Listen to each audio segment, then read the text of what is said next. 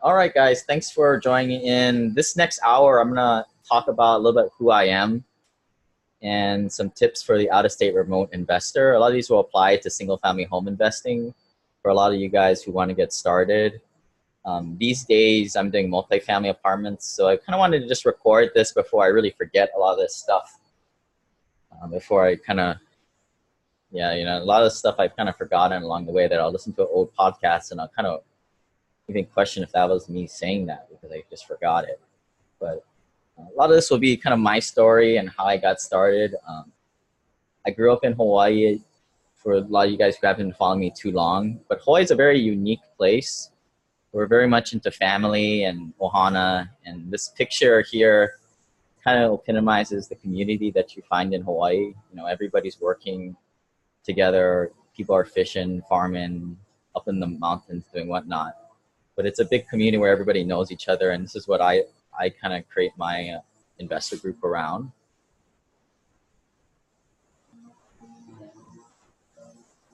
A little bit of my professional resume. I have a bachelor's of science in industrial engineering and from the University of Washington.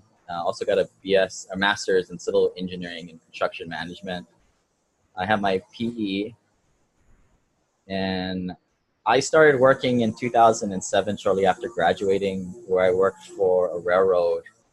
And my story is that I didn't really like that job.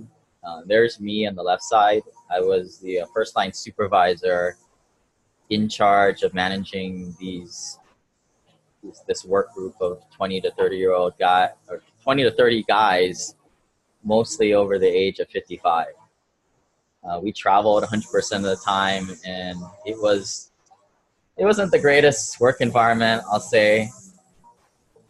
2013 to 2015, I went to more of an office job as a project engineer, where I designed, permitted, and construction over $185 million of new track. In 2015-17, I became a city engineer, and this is my transition more towards being more of a, from the public or private side, going to the more public side in terms of better quality of life and more time to do more investing. So in 2017 to 2018, I moved to Hawaii and became an airfield engineer. And currently in 2019 on, I'm an engineer in healthcare. One of my projects was to extend the runway in Honolulu Airport. I didn't finish that because I went on to a new job.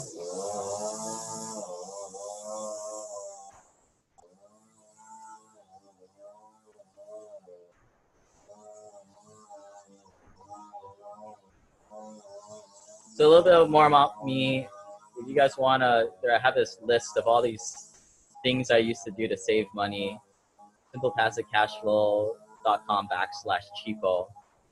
But these are all the things I did when I was from the age of 20 to 25 to absolutely save as much money as I could to go buy turnkey rentals.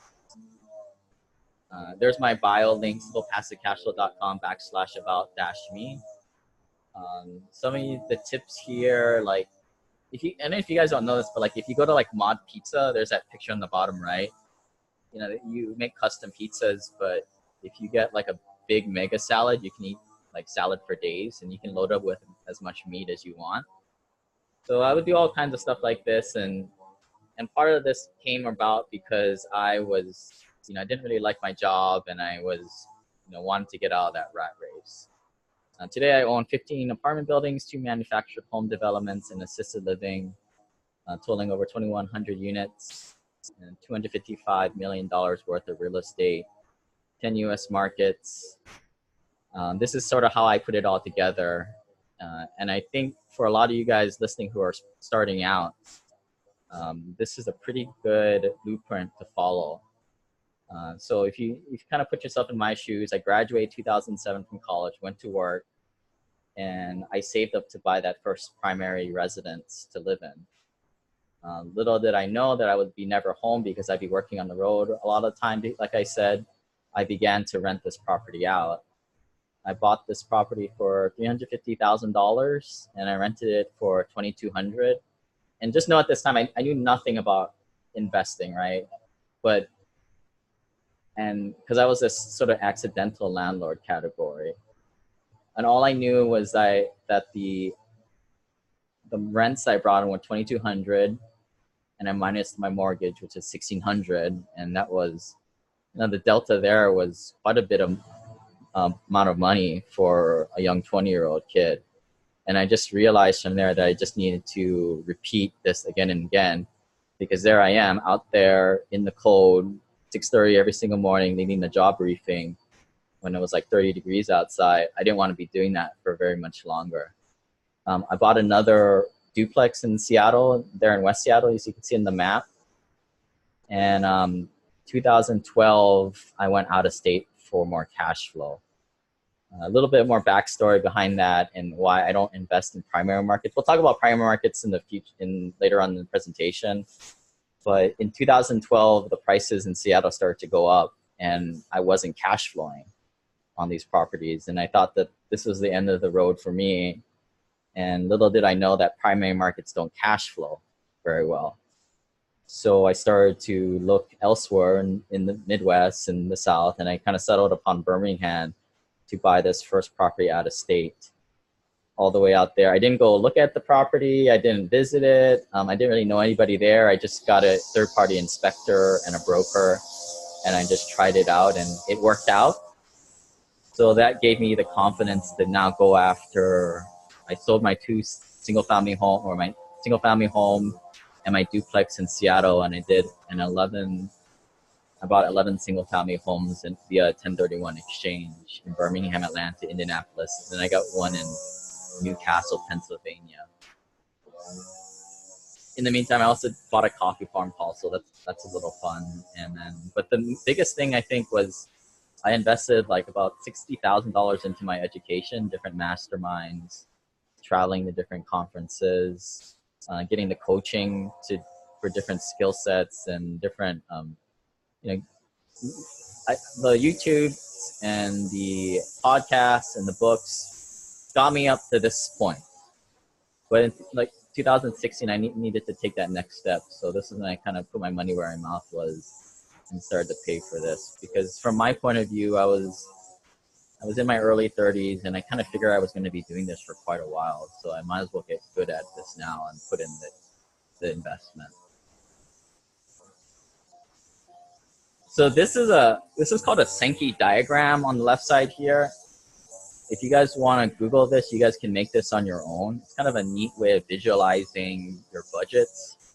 On the left side is sort of your incomes. So this is pretty much like my income back in the day, and your wages are $5,000 a month, and you might have some bank entrance. And then on the right side, you have your expenses.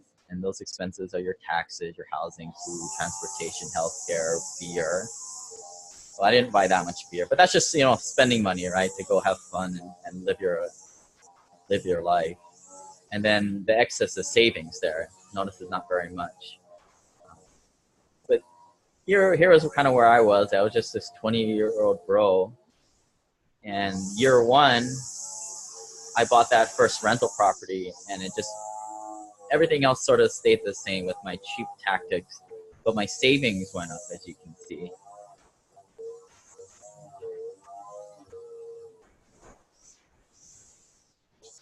And I would recommend, to build the Sankey diagram, because I know a lot of you guys may not be single and may have another partner that you may have to coordinate with, that this is a good tool to kind of communicate back and forth of what's happening in the future. So here I am, picking up that second rental and then adding to that savings category there. Question in the chat box, is the Sankey diagram in Excel? No, it's not. It's kind of like this cool third-party web applet you can find online. Again, just Google Sankey diagram, and there's probably a couple of sites out there that do this for you. You can't really download it onto your computer, but I do believe you can save it. But I think I've had a couple of clients use these to kind of like show their significant other who likes to spend too much money. Like, look, you know, if we buy the second rental, look what's going to happen. Now you can go spend, you know, an extra $200 on your beer or your bags or whatever, your Louis Vuitton or whatever or whatnot. But you're still increasing that savings, right? And I think that's what a lot of us who are willing to watch a webinar on financial independence, that's what kind of we get off on. So this is year 2 in my whole progression, and I was still this guy wearing orange in the rat race. I'd gotten a couple promotions, but I kind of realized that as I kind of worked harder and harder and earned more money, you know, everything, it was just this constant rat race. And although a lot of people make a lot of big salaries, they're just a bigger hamster in a bigger wheel.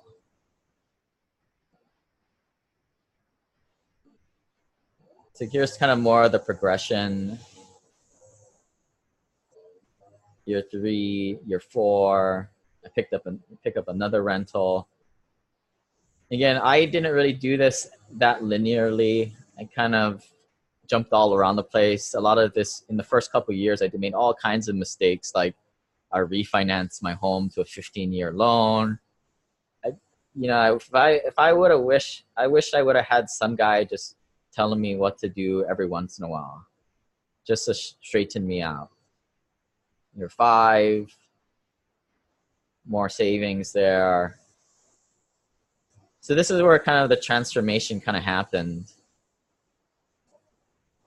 You know, as I was getting a bigger and bigger salary, yeah, I was still wearing the orange. I'm still running around the railroad tracks. But I was kind of becoming a lot cooler and more professional. And this is what I kind of realized. Like, and you might want to take a screenshot of this, but here's what I say to a lot of high income earners. And that is, if you're able to save more than 30 grand a year or have substantial liquidity, say over $200,000, and that could be in your 401k, being a landlord and especially flipping or wholesaling houses is not scalable. It's merely a form of capital creation. Many of us engineers, doctors, lawyers, accountants that I went and joined these masterminds with are better off at our day jobs with our salaries. Unfortunately, sorry. We put passive investing with the tax benefits, and we come out further along than we would have doing, you know, those house flippers out there. They look like they're making big bucks. But what you don't realize, they're paying like half of that to the government every single year. We're doing cost segregations, and we're just kicking it down the road forever. Again, you know, I got this article here, SimplePassiveCashflow.com/syndication. There's a little cool chart in there you can check out to see where you fall in the grand scheme of things, and if you should kind of take that next jump into the bigger stuff. And this is the evolution of Simple Passive Cash Flow. The guy, you know, you're starting out, you get a good job, and then you kind of step up to turnkey rentals or single family homes. You build that to a few properties. And at that point, you got to ask your question, what point do I transition to syndications as a passive investor? And what I'm trying to work on these days personally is like, what's after Simple Passive Cashflow 2.0, which is 3.0, obviously. You know, what's your passion? Because you better not just go play golf a lot. That's kind of lame. And the reason I say that is, you know, I look at a lot of your guys' financial statements, and I've been doing a lot of the free coaching calls where we record these things that you'll see in the near future. And what you'll find is a lot of times, I mean, if a guy is saving 30, 40 grand a year and able to invest that in something other than something like the crappy stock market, they're going to be able to be financially free in like very quickly, like 4 to 7 years. So what I always urge these guys to do is begin with the end in mind and take more of a passive approach. And here's something also interesting.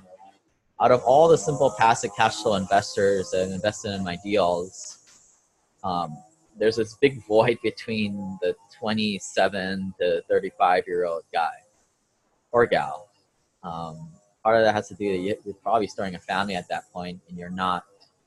Your time is doing something else. Most of my investors are either under the age of 30 or, like I said, older the age of 35, 37 or so. So if you're older than that, then now's the time to do it. You're not too old, but if you're younger than that, wow, what a good time to start learning this the right way.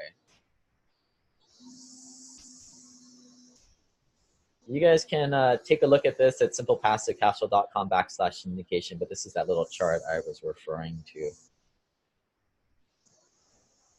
And if you guys are kind of in this realm of, you've got a few properties, but looking to go to syndications, schedule a call with me, and maybe, I can tell you a little bit what I was thinking when I was kind of making the jump.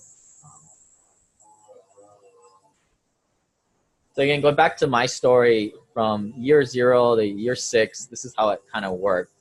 And notice I'm not picking up the rental properties anymore. I'm doing the syndications, and that's just adding more scale to my portfolio every single year.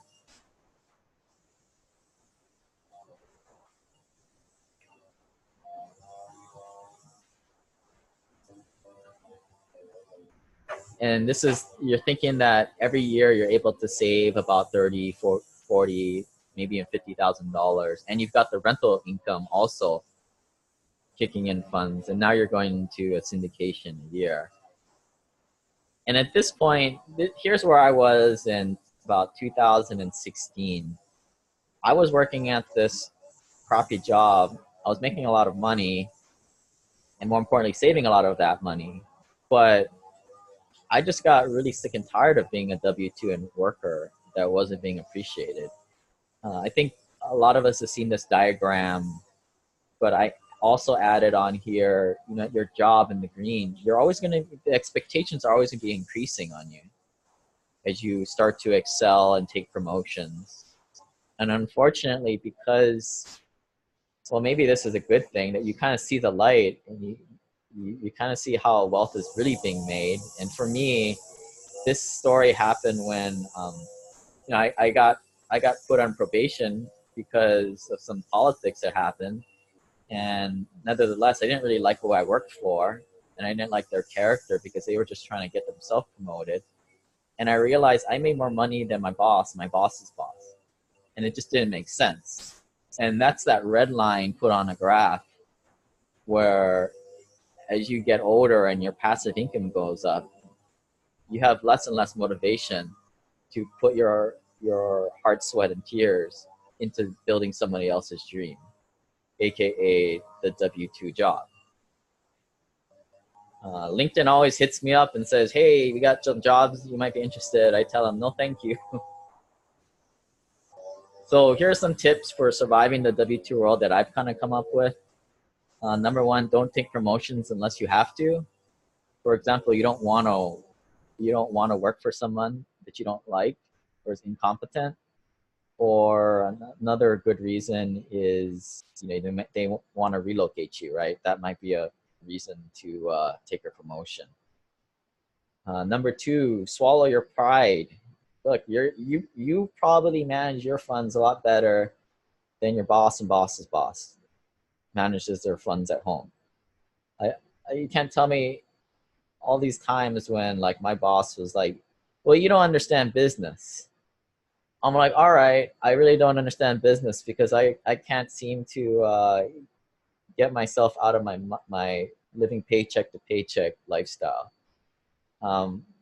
Obviously, I learned quick just to shut up and not say anything. So that's where number 2 comes in. Number 3, a lot of your W-2 workers are very, they're into this W-2 world where they're just going to be there. I mean, you hear things of like, oh, my kid just went to college. Now I'm stuck here for another 7 years. Or just like a bunch of energy draining victim mentality. I think it's hard to get away from that, especially when it's so pervasive in your workplace, especially when you're there most of the day. So just be mindful and stay away from the energy drainers. And then the age-old question, like, do you talk about investing or not talk about investing? I don't know, that's up to you. I mean, that first job I worked at with, I didn't dare talk about it because that would have been used against me in any kind of review or, quarterly or annual review. But I don't know, these days I don't really care. And, I kind of own it more these days. If if somebody wants to make us think about it and wants to spread rumors, you know what? Fine. Maybe I don't belong there. I don't want to be around those type of people, but it's up to you. You know, I mean, some people say, well, maybe I can talk my coworkers into investing with me. I don't really quite recommend that. The saying is you don't, well, I'm not going to use that analogy, but you guys get what I mean. So in year 8 here, you keep on buying syndication. You see where this is going, right? And this is my mindset at that time, was that I was just being financial independence is like right here. I mean, I'm not there yet, but I'm definitely, my mindset was that way. And I started to think, like, what kind of lifestyle would I create for myself? And this picture came up a lot of times. Well, I'm just going to go to the beach, somewhere warm, and just sip on this like nice beverage, pina colada, margarita, whatever you like to call it, until the cows came home, until I got old. And about the same time, I started this podcast because all my friends were asking me, like, hey, how'd you buy these properties in Birmingham? You didn't even go look at them. And I got tired of answering the same questions over and over and over again. So I started a podcast. And so a lot of it I just wouldn't forget, and I didn't have to answer the same questions over and over again, because I would send these people the link and they would never read it. But it turned out a lot of people did read it, and this thing kind of blew up on me. And I started to get all this like cool emails from all kinds of people saying like they really enjoyed it, it changed their life. You know, now their spouse doesn't have to work anymore. You can check them all out at SimplePassiveCashflow.com/testimonials. But yeah, I mean, it was pretty amazing to kind of hear all this stuff. Tony Robbins, I'm a big fan of him. I mean, he has this quote about contribution being the biggest thing to giving back, and he has this rubric for looking at life, the 6 human needs there on the bottom right, where growth, contribution, significance, uncertainty, certainty, love, and connection. A lot of it is, once you've kind of got that bottom rung of, if you want to call it Maslow hierarchy needs, a lot of it is contributing back to others and seeing what else you can create. So in 2018 beyond, I wanted to live somewhere warmer, so I moved back to Hawaii, and I invested some more money into my education again. Keep doing that, but I started to partner with my investors inside the Hui Deal Pipeline Club. Since then, we've raised over $13 million to acquire $255 million in real estate, which is kind of a lot of money there. There's my good buddy Patrick. We kind of started this MFP Investments, where we total 2,100 total units, 2 mobile home parks. I don't know if that's quite correct, 5 buildings, but there's a lot of buildings in there. But the biggest thing, going back to the contribution, is like, how am I going to give back and make the world a little bit better place? I obviously don't want to go build houses at Habitat for Humanity. I don't want to tutor little kids. I would rather teach people about financial independence. And the best way I know how about going that is by buying single family homes or turnkey rentals to start out. But the problem out there I see is like people just don't want to take the first step themselves. Like, right, what do I do? Like, I don't want to go to Birmingham and buy property. I don't know anything about this. And that's what I kind of set my sights on. Like, how do I solve this problem for other people? So that's kind of the first half. Does anybody have any questions? You guys can type it into the chat box. But then the second half, I'm going to kind of go over tips for the out-of-state remote investor and some of the big rules that we follow.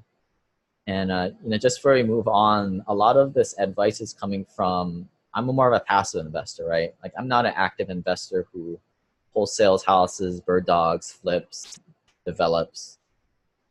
I stay on my lane as a passive investor. I invest in rentals.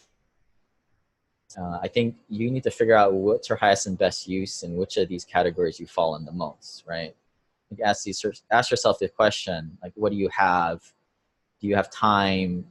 You have a big network of contractors or tradespersons. Do you have trade knowledge? You should probably be more on the active investing side. But if you got some money You've got some good management skills that you've acquired at a professional workplace. You make a pretty dang good salary. You've got high net worth friends. You should probably be a passive investor. And it also comes down to your resources. And the four big resources are time, money, knowledge, and network. You need to figure out which is your competitive advantage and start to parlay that. So if you guys want a little goodie here, you guys can go to SimplePassiveCashflow.com/analyzer. And there's a little video in there, and you can download the analyzer for single family homes. But in there, there's a lot of footnotes, you know, why I put certain things the way they are. Just not everything's right? I mean, it's coming from me. I'm just one person, but you know, I think it's a starting place for a lot of people buying single family homes or small multifamilies to use an analyzer like this and kind of to underwrite the numbers conservatively. Here's a little snapshot of it up close, so you can kind of see what's built into it.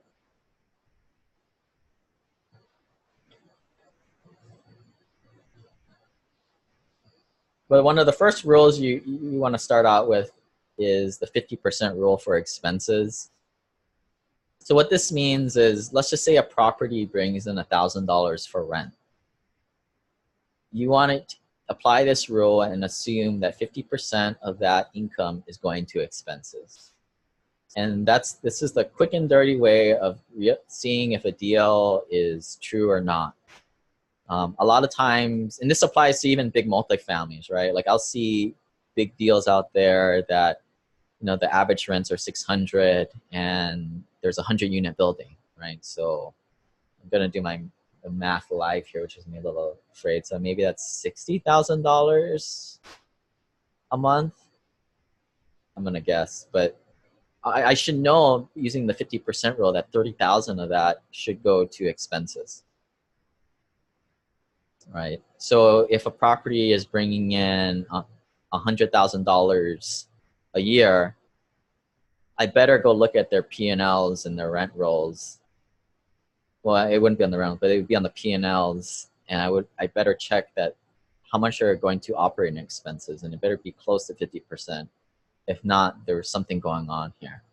And this applies if you're buying a single family home. Like if your rents are $1,000 and you're assuming $500 of that is going to expenses, and you only have $500 left, you better have enough money to pay your PITI, your mortgage payment, your principal, interest, taxes, and insurance.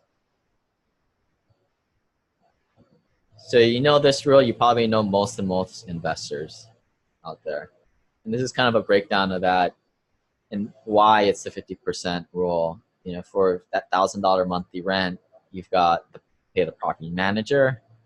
You're going to have $100 repairs and $100 of vacancies and $100 of capital expenditures or large replacements.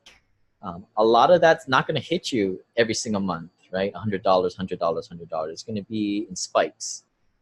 But most investors who've been doing this for a while say this 50% rule holds pretty true.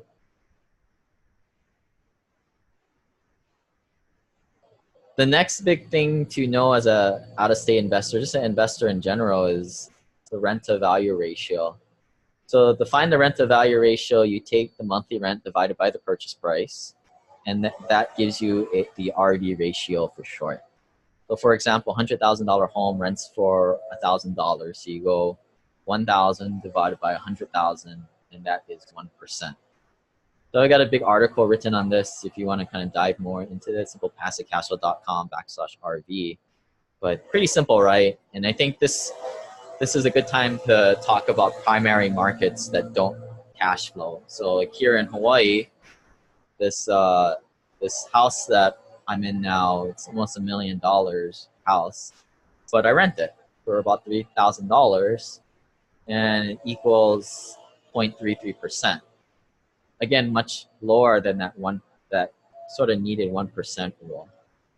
In Seattle, and this is way back in 2010, that first rental I bought was $350,000 and it rented for $2,200. doing the math, 2,200 divided by 350,000 equaled 0.63%. So even at that time, it was below the 1% rule. And that was way back in 2012. 2017, 18, I believe this property would have gone for $450,000 and the rents would have been probably about 2,500. So again, that probably dipped even lower in the RV ratio. So again, the rule here is the 1% rent to value ratio is sort of the golden rule that cash flow investors try to stay above. And we're going to define some terms here. So primary markets are places, cool places we'd all like to live, like Hawaii, Los Angeles. But they're not going to find the rent to value ratios there to be able to cash flow. You may be able to, but likely it will be in a war zone and you will have to carry a gun to go collect your rents. And you shouldn't be even the one collecting your rents because you probably should have a third-party property manager. So where we want to be investing are what we call secondary markets. And these markets are places like Birmingham, Memphis, Salt Lake, even. And then also tertiary markets, because in these days, because the market is so hot, the secondary markets are starting to not cash flow either. So some of the tertiary markets that you may want to jot down, like Huntsville, Alabama, Pasco, Washington, Waco, Texas, El Paso, Lake Charles, Louisiana, Gulfport, Mississippi. You know, a lot of these places you haven't even heard of. Well, that's the point, right? Like, I think a lot of these, the ones I put in question mark here, they're not your primary market per se, but it's where a lot of the dumb money goes, in my opinion. A lot of dumb money from Seattle flows to Tacoma, Washington, which is why a lot of the rental value ratios have gone up or gone down, and it's not even that great place to be investing in. A good one is like Las Vegas and Phoenix. I mean, I believe that a lot of people in Southern California and Northern California, they want to be investors. They just don't know what the heck they're doing. So they'll go buy money where it's sort of close by. You know, they go to Vegas a couple times a year. They know it exists, so they're going to plunk down some money. I think if you're investing in Vegas or Phoenix, I think it's a mistake because, and then you can look at the past history of where the big run-ups are in the nation, and Las Vegas, Phoenix, and Florida are always the big ones that everybody kind of runs to, all the unsophisticated runs to and runs up the prices, and then there's a big crash there. Here's that chart that kind of talks about exactly what I'm talking about.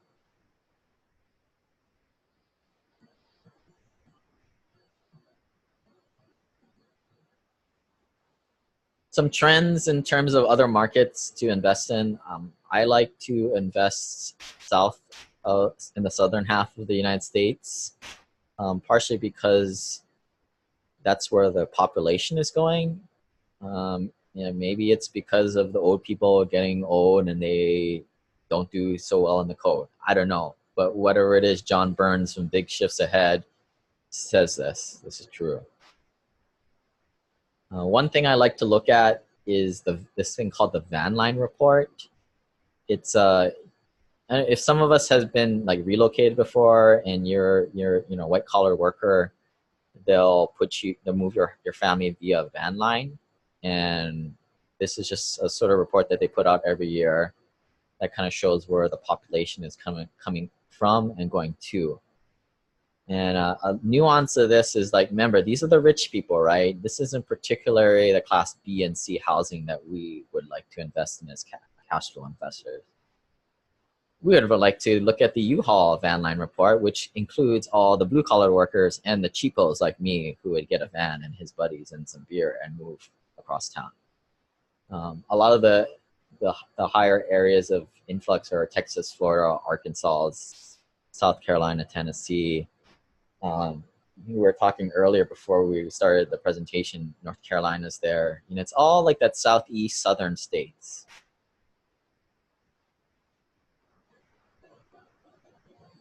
Migration here, you know, it's another thing to look at. Everybody's leaving California. Tennessee is increasing. But again, you know, different data source. But again, Florida and Texas are some of the biggest changes. Where the professionals going, you know, I don't know if I really follow where the professionals go. I kind of look at the side of my eye, because I'm trying to track more of the blue collar jobs and those kinds of where those industries coming up at. But you know, this one kind of, where the newer people like to go, like, so like a lot of Arizonans in here. Again, yeah, I just told you not to invest in Arizona, and maybe this is kind of why, right? Because this is more of the yuppie types. This is not the people that were the backbone of America that we're trying to capture as a median investor. Some cool charts here, just so you know, you kind of always see this data out there. I think when I look at something like this, I look at the employment growth and the fewest jobs and the most jobs. I know South Carolina has a big trend in manufacturing. You got the Boeings out there.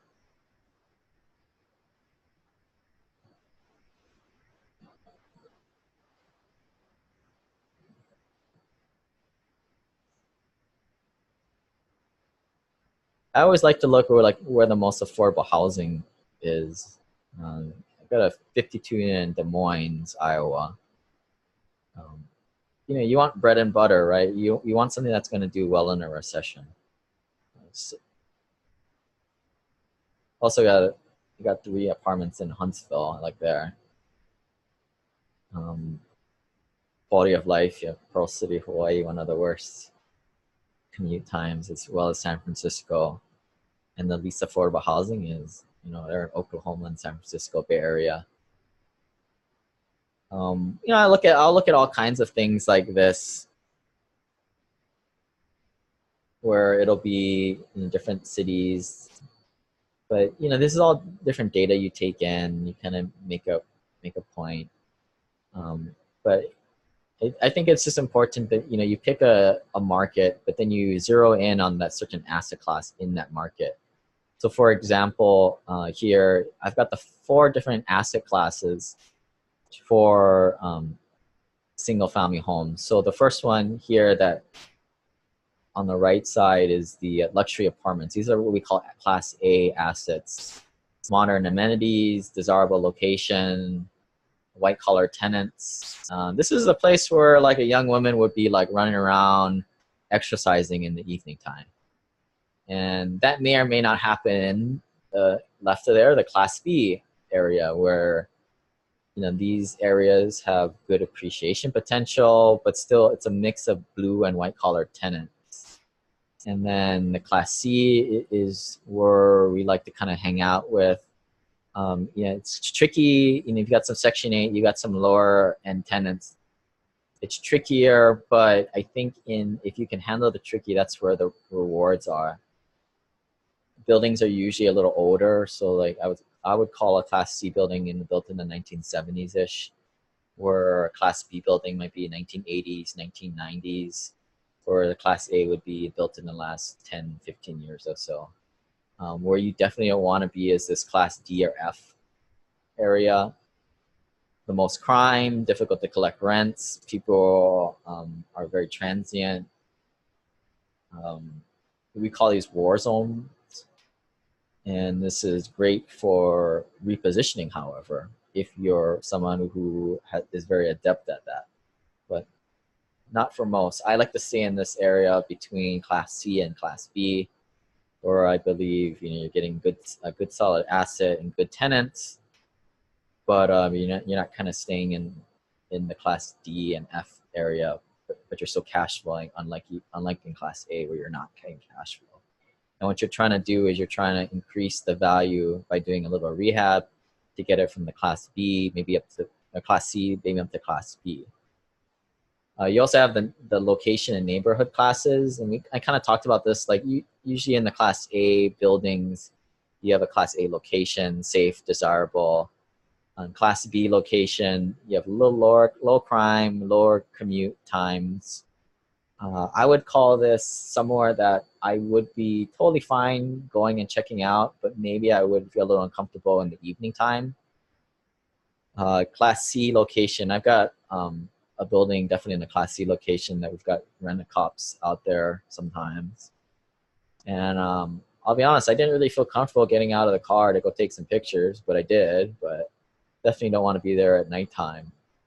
But this is a medium crime, moderate commute, where you definitely don't want to be in the Class DF location or the war zone. High crime rates, long commutes. Definitely, these are going to be the worst areas that you're going to find. I always try and find the properties in the, of course, A to B location, because it's sort of like you can't really do too much about the location unless you have a really, really big apartment building. You don't really have the gravitational pull to change the neighborhood. So again, that's asset class in Class B and C in a little bit better area. That's the formula. This is a picture that I stole from Millionaire Real Estate Investor. I believe is one of the best books out there for investing, and probably one of the only books you really need to read. I'm not a big proponent of reading too many books, but this chart pretty much just sums up everything right here. They're saying that in that shaded area, that's kind of the sweet spot. And that's where most of, you're going to have the equity play and value play, and you're going to have a lot of people looking to buy that property with minimal hassle.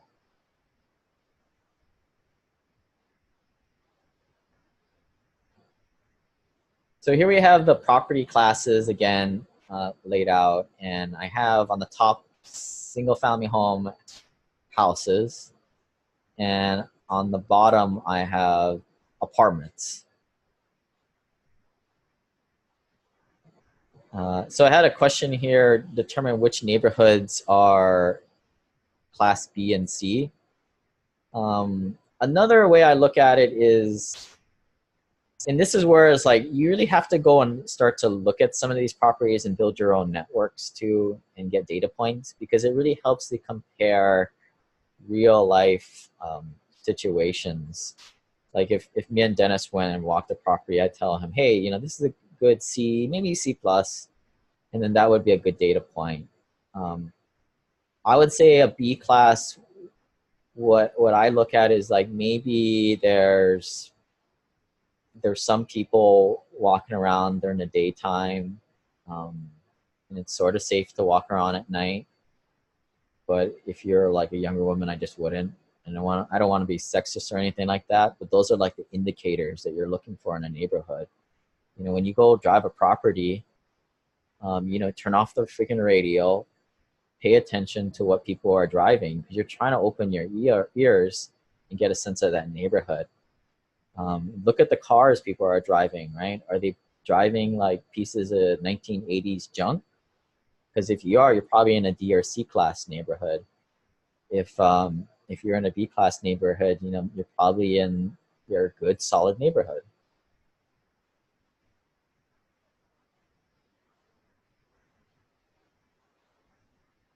So residential real estate analysis here. Here's the population curve. This may shock a lot of you guys that live in the Bay Area or New York or high price area, but most people don't live like you. Most people live in Class D and C houses or Class C or B apartments. The population is not a bell curve.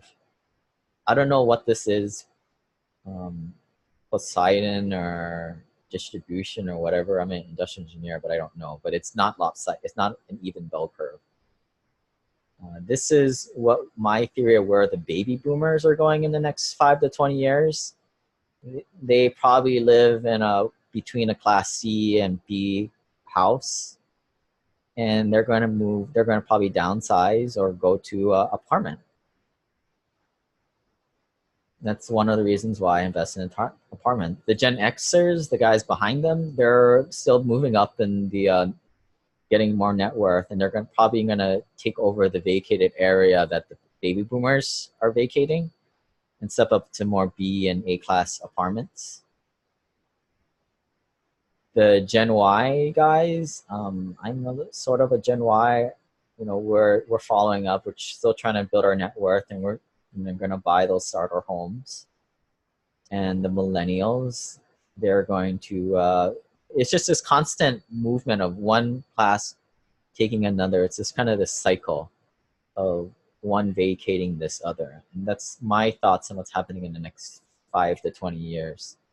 But what happens in a recession is the really important thing, right? Because we're not like most investors that invest for appreciation and just cross our fingers hoping that the property values will go up.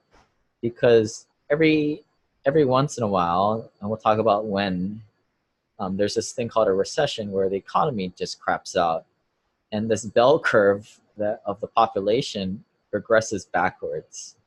Right now, times are really good, right? We haven't had a recession since 2008. That's like one decade ago.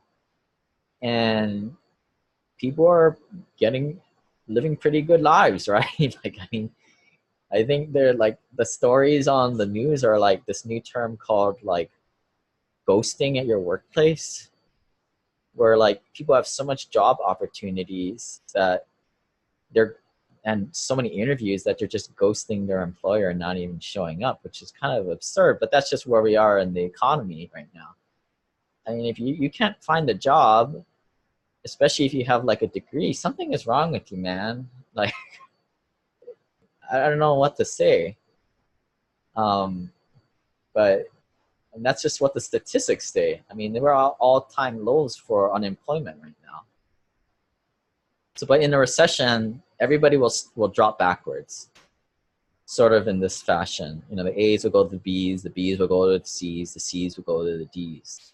And this is one of the reasons why I like to sit in this C to B class area and not go to the A's, because the A's are going to get killed. And I do consider an A-class asset like a 1990s, or 2000s built apartment building. Those are the buildings that are going to get hurt the most. It's in the 1980s, the 1990s, 1970s apartments and single-family homes are going to do the best, in my opinion. And here's a kind of the academic view of a market cycle. 2008 happens on the bottom left. You've got the recovery, and I would say after that you had expansion, and I think we're still there now. I don't think we've hit the top yet, but I do believe that the top is very near, maybe a year or 3 years from now. Something I looked at the other day, the 2 and the 10-year treasury inversed probably about the end of or the beginning of 2019, and all the academics say, yeah, that's 6 months to 12 months away from the next recession. And after a recession, things dip down and you have that recession. And this happens every 8 to 12 years, supposedly. And you do the math, 2008 to 2019 is 11 years. We're due for one. Here's our different terms for all these phases, but it's pretty simple, right? Like, things go up, things go down. You just have to realize where you're at and buy off cash flow, not off performance.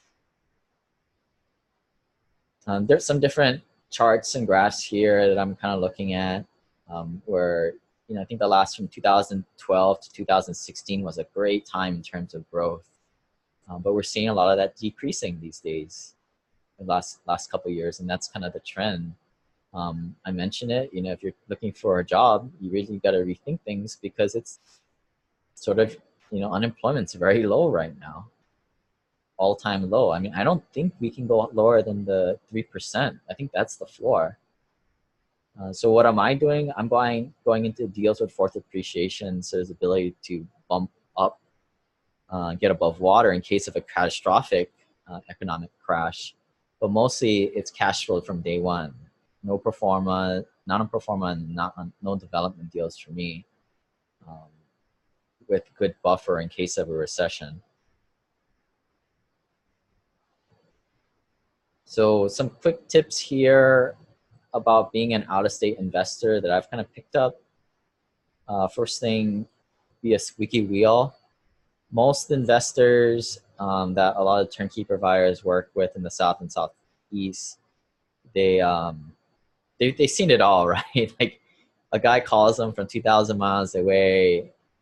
They've kind of seen a lot of these personalities and a lot of big money, big talkers, but they don't follow through, and they aren't really staying up on things. So what I would suggest, if you're a diligent investor and you get a property manager to manage a property, is to be that squeaky wheel. Now don't go too far, right? Don't be that guy who's annoying, because then they'll fire you. But just stay up on them, keep them accountable, ask for deadlines, and then follow up when they're not hitting the deadlines. And then if not, fire them, right? Go find another property management company. I would say, always add value. If they're doing a good job for you, give them referrals, and it's the right thing to do. And it's a way to increase their business so they can scale and hire more people to help you. Don't be just another guy doing what other people are doing. It's kind of my overall take on being an investor. You got to always trying to find strategies to do what other people are doing.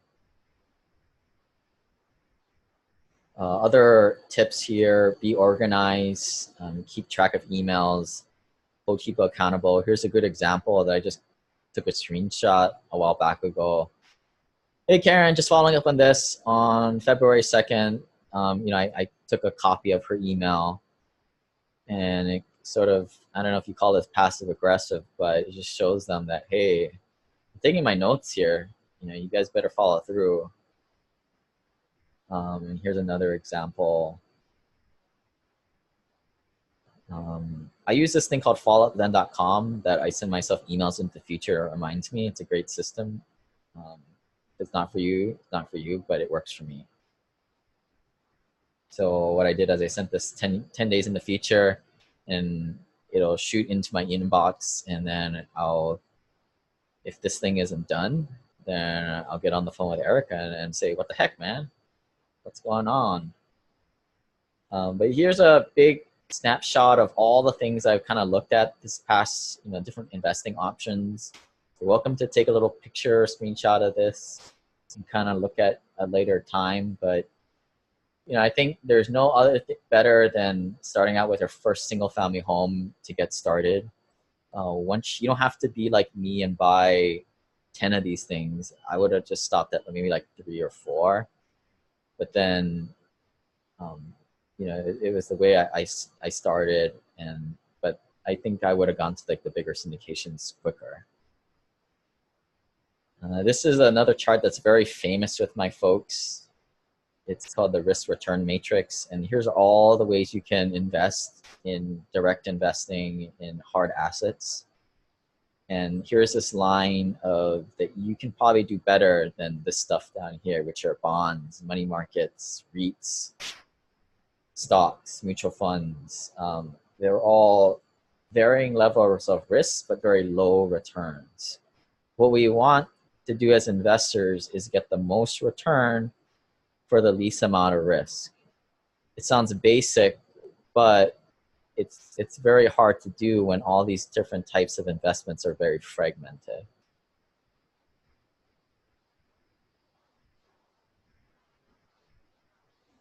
So here's how I say to start. When I say do a single family home rental, that's kind of like if you guys are sushi or not sushi eaters, it's like the California roll when you guys start out. You may or may not like raw fish, but hey, try this out. It's imitation crab. It's cooked. See how you like it.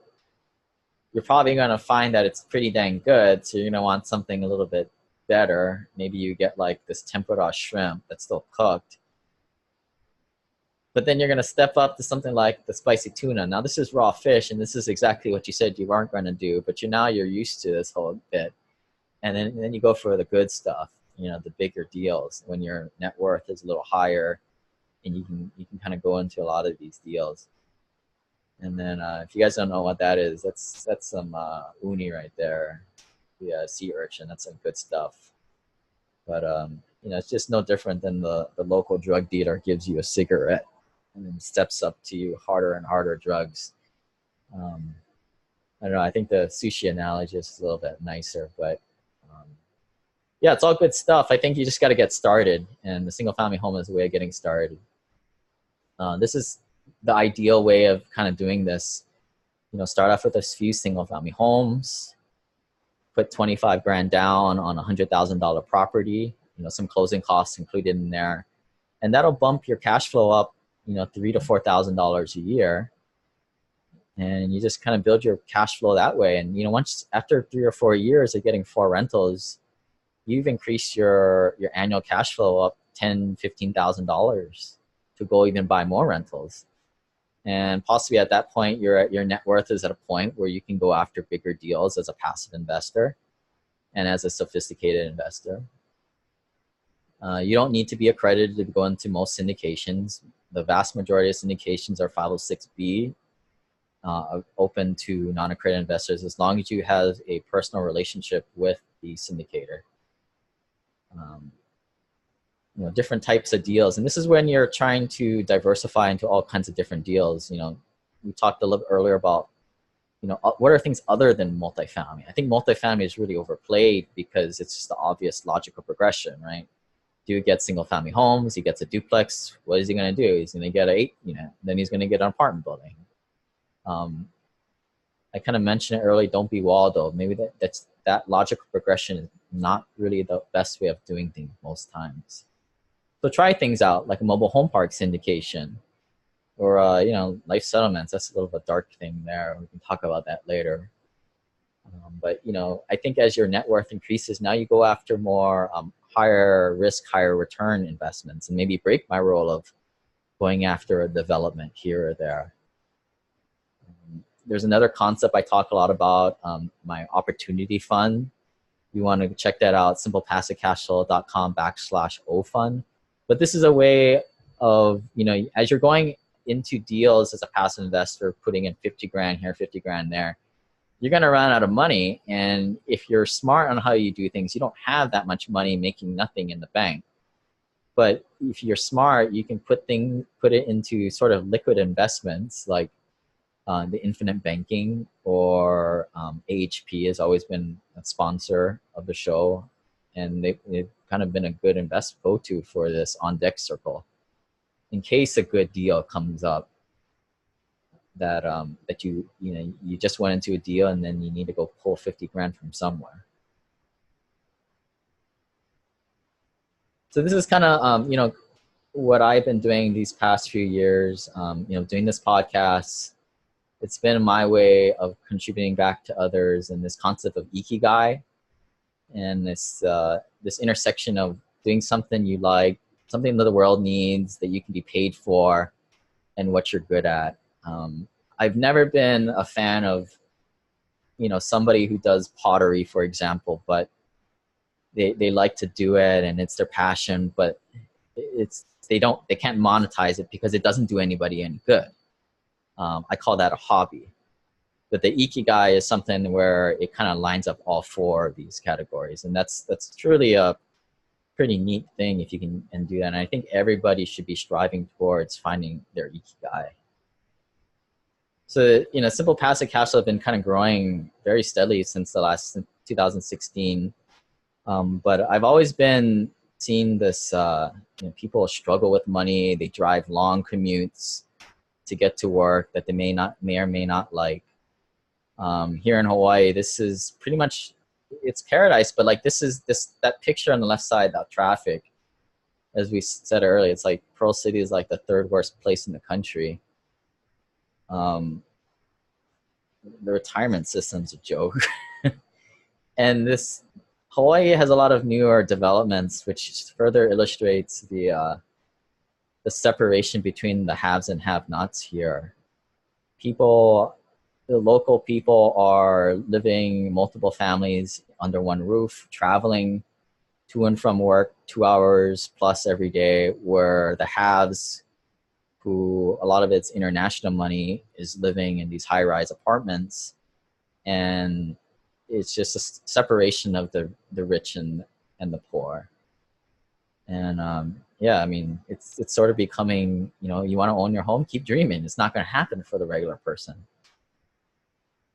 So at this point, I'll open up for questions. But if you guys want to learn more, go to SimplePassiveCashflow.com.